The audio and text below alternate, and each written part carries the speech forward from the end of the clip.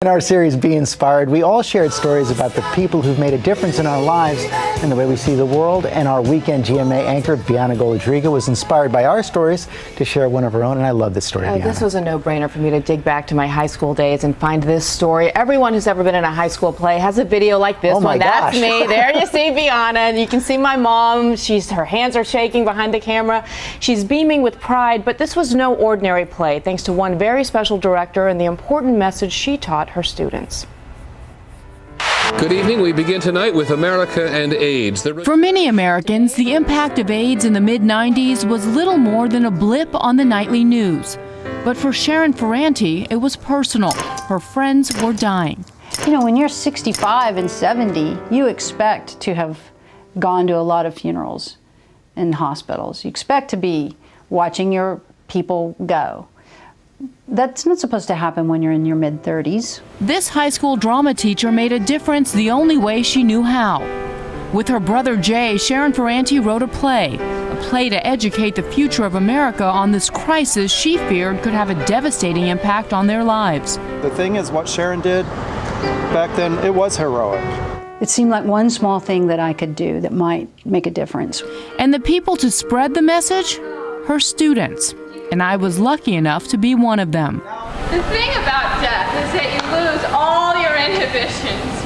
It wasn't easy, but felt like we were making a difference, and that was pretty huge. I mean, it really sort of made me who I am today. I think it made me make consciously safer choices. I mean, I think that's simple. It's as simple as that. The message, seeing a high school class and the potential impact of AIDS by their 10th reunion, was so powerful that for 4 years the play toured the state, 2 shows a week, 10 months a year, opening the eyes of thousands.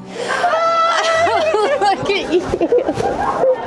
Nearly a decade and a half since I last saw Sharon, I sat in the theater where the play was first performed, joined by the cast members from various years who came to pay tribute.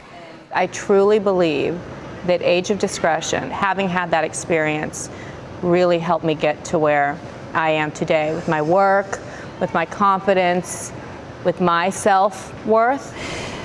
To be remembered, any teacher, to be remembered, to be recognized for especially that work at that time. It was so hard for all of us. There aren't words, so I'm trouble finding them. Before we said goodbye, a surprise. Justin Furstenfeld is the lead singer of the platinum-selling rock band Blue October.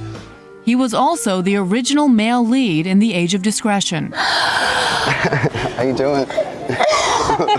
Come here.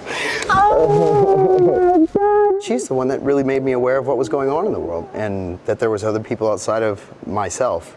Today, a song for the woman Justin, like all of us, says inspired him. Stop staring, you're the reason I feel so unhappy all the time.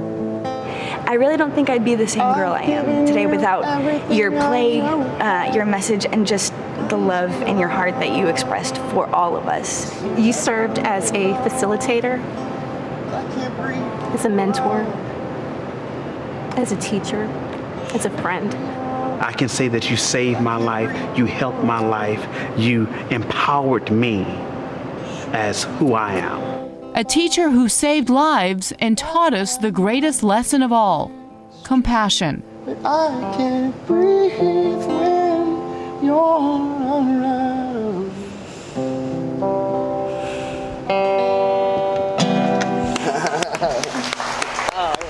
I'm so proud to have been part of this production. Sharon had brought the play to about 500 locations, performing it for more than 50,000 students.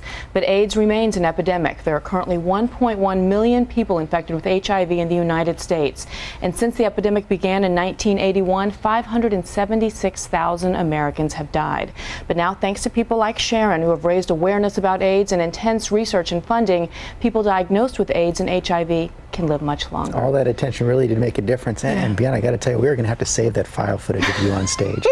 Yeah, those pudgy cheeks. Yeah. Love those I did not cheeks. become an actress, but that was a great message that we were able to send to thousands of students. Thanks a lot for sharing the story.